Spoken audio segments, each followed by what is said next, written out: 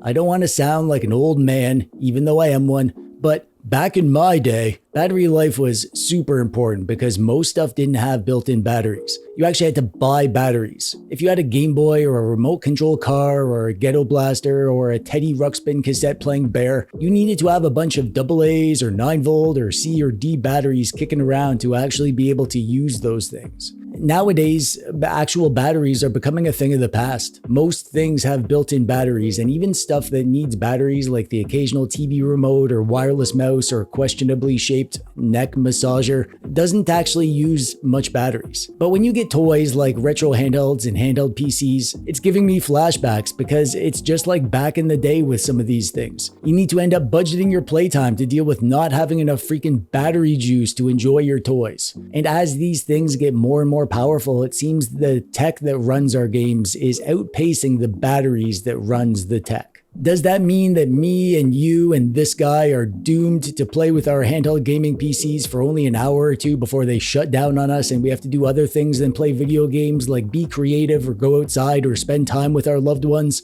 Of course not, because today we're going to go over the best ways to take care of your battery and how to configure your games and the device to get the best battery life possible so you don't need to resort to not killing Heimskr, the priest of Talos in Whiterun for the 800th time.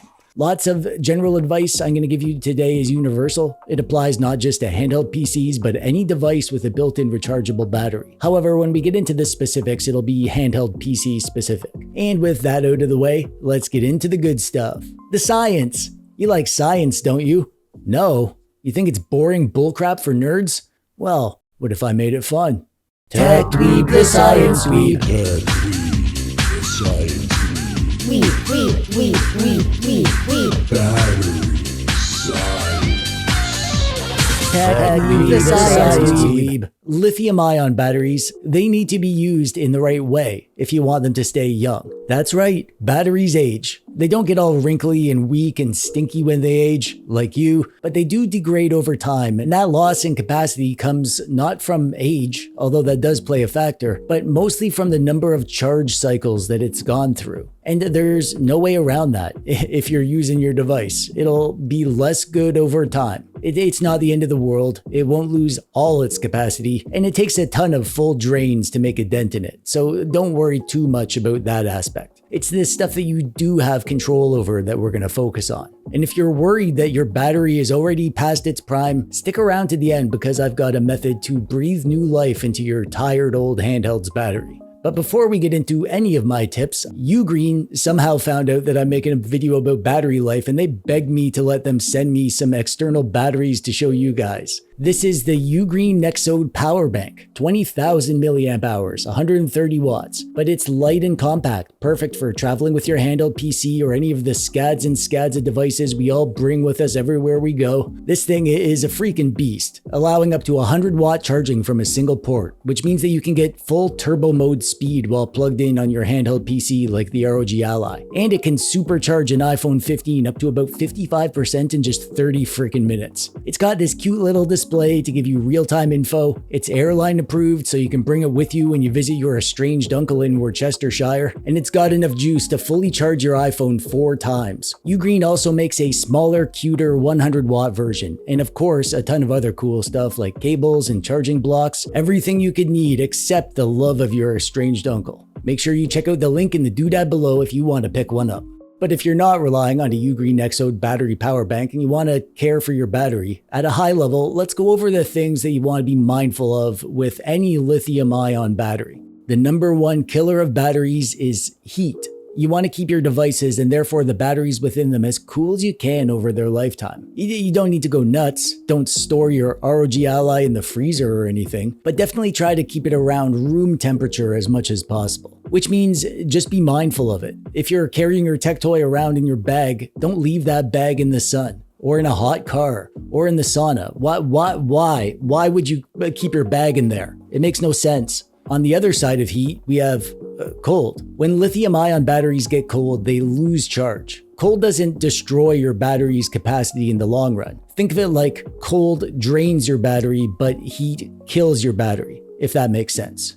Yes, it does. Using your device is a fact of life. No point in getting a Steam Deck if you're not going to get your butt kicked 87 times by Godric the Grafted, right? But it's important to be aware that using the battery is what ages it, so that you can be sure that you're not using your battery unnecessarily. Leaving your device on when you're not using it, letting it drain needlessly, these are the things that you want to be mindful of. Don't feel like you need to limit your fun, just limit your battery usage when you're not using it to have fun. The Steam Deck has an amazing sleep mode. It'll basically completely power down, and then the next time that you hit the power button, the device will come to life and it'll load up the state that it saved, and you'll be right back to where you left off in seconds. Windows-based handhelds are a bit different because sleep on Windows is more of like a low power mode, and it's still going to be doing stuff and draining your battery even if it looks like it's sitting there doing nothing. Also, it has random moments when it'll wake up all on its own. You have Windows Modern Standby to thank for that. On Windows, you definitely want to get into powering down your device when you're done with it for a while. When it comes to charging your device, it's good to be aware that there is a happy place that your battery likes to exist in. That's a 50% to 85% capacity. Obviously, you'll need to charge it fully if you're going to bring it somewhere and actually want to use it all day. And obviously, when you use it a bunch, if you're not near a charger, then it's going to drop below 50. Don't stress too much about it, but now you know the range and you can adjust your habits. If I'm going to be around the house and I have like 70% battery life, I won't bother charging it yet. And if I'm playing the device while it's charging and I can pay attention, I won't actually charge it all the way. And some devices even have an option built in to charge to just 85%. But if I'm ootin' a boot, I'll charge that sucker all the way up and not feel bad about draining it, because these things are meant to be played and enjoyed. And playing games keeps the demons at bay, of course. So up until now, all of these tips apply to basically every device with a battery. But let's get into the specifics of what actual device settings you can tweak to get the most battery out of your handheld PC. I think it goes without saying, but I'm going to say it anyways for the slow kids in the room. Your screen brightness affects your battery, around 40% depending on the device. So it's definitely worth thinking about. The lower the brightness, the better, but obviously where you use it will determine the brightness. If you're in a restaurant at lunch playing your Steam Deck to meet girls, then you'll need to increase the brightness enough so that you can actually see the screen. And so the girls can marvel at your gear in Halls of Torment. But in situations where you can get away with a lower brightness, definitely worth going as low as you're comfortable for the sake of your battery. The same thing goes for the audio, although it's less of an issue. Louder speakers do require more power, but I don't think lowering the volume to uncomfortable levels is worth it. If you want to play the latest and greatest PC games at max volume on the plane, nobody can stop you.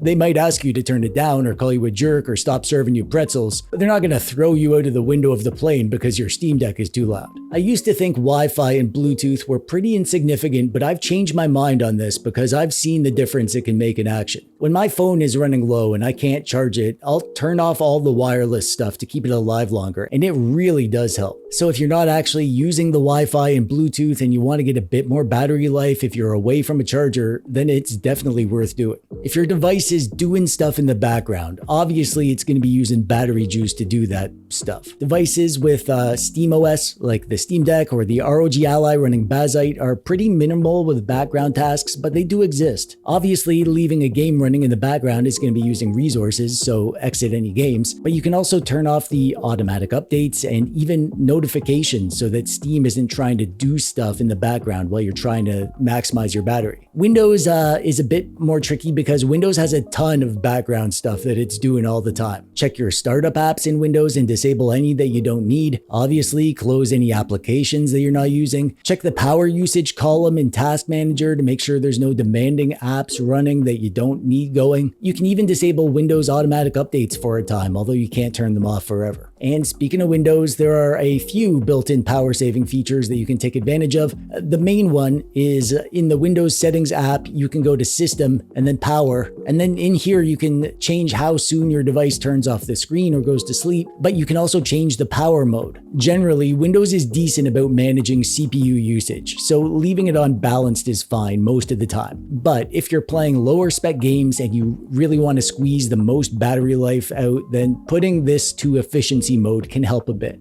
Up until now, all of this advice is good advice, if I do say so myself, but nothing Nothing affects battery life more than the games you play and the settings that you play them at. Obviously, having beautiful games with great graphics at great performance is fun, but if you're trying to maximize battery life, then limiting your performance and the game settings is the way that you can turn a 2-hour device into a 6-hour device. The three main controls that we have over our gaming performance are the screen settings, so the resolution and the refresh rate, the game settings, which is like the level of graphics of the game, and the TDP of the device, which is how much power the system allows the device to actually use. And it's a balancing act to try to get the games looking good enough that you can still enjoy them, but are limited enough that you can run them at lower TDPs. On the Steam Deck, these controls are under the quick settings in the performance tab. You can change the frame limit and the TDP settings there. And on Windows PCs, it's all done through the proprietary software like Command Center on the ROG Ally or Legion Space on the Go, for instance. And on all of these devices, you can enable per game profiles, so the settings you choose will be applied every time you start that game, because each game has different requirements. The controls that we have over the screen are the resolution and the refresh rate. Both of these don't directly affect the battery, but running at lower resolutions and refresh rates means that the games themselves won't need as much power to push those pixels. If you're okay with running the games at 30 FPS, for instance, then you can lock it at 30 and the system will have a much easier time maintaining 30 FPS and not try to go beyond that. So in general, lower resolutions and lower refresh rates equal better battery life. That's just math. The in-game graphics settings are another important thing on the visual side that we have direct control over. When you're trying to squeeze the most out of your battery, lowering the settings as low as you're comfortable is huge, because that means that the system doesn't need to work as hard. When you combine lower in-game settings with lower resolutions and refresh rates, you can often get a way better battery life while still playing the same games that you love in a way that's still enjoyable for you, even if they don't look quite as spiffy as they do when you're going all out. TDP stands for Subscribe to Mr. Sujano, or Thermal Design Power, depending on how you want to interpret that. It's measured in watts, and it refers to the power consumption of the APU that runs the device. This is basically for you to set a max power budget for the device to do stuff with. All the other stuff that you'll tweak is dictated by the TDP. So generally speaking, if you've lowered everything as much as you can to a point that you're happy with, you'll want to lower that TDP as low as you can until it starts affecting the performance, and then you can raise it up by a watt or two. My general rule of thumb on the Steam Deck when battery life is important, which for me it always is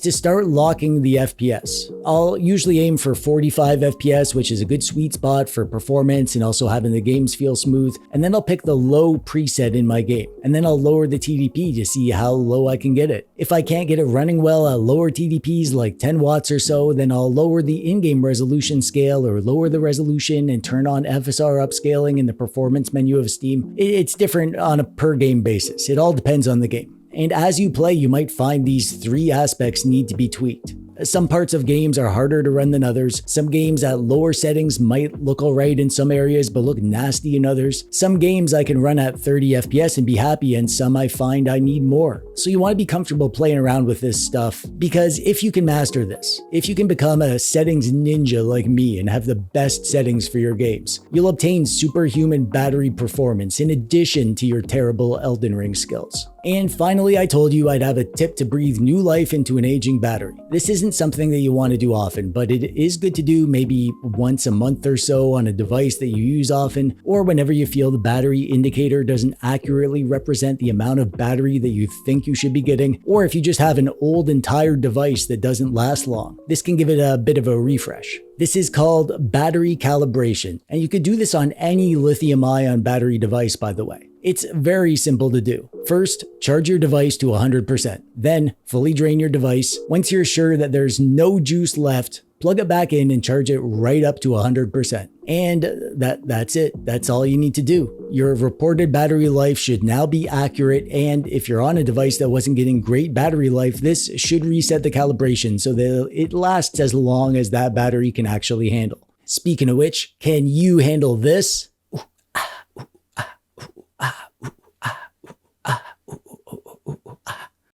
Of course you can. And that brings us to the end. If you have battery tips of your own, leave them in the comments below so we can all learn from your awesomeness. Check out the Ugreen stuff I showed you earlier, link below. But that's it from me for today. I'm TechDweeb, thanks for watching. Bye-bye.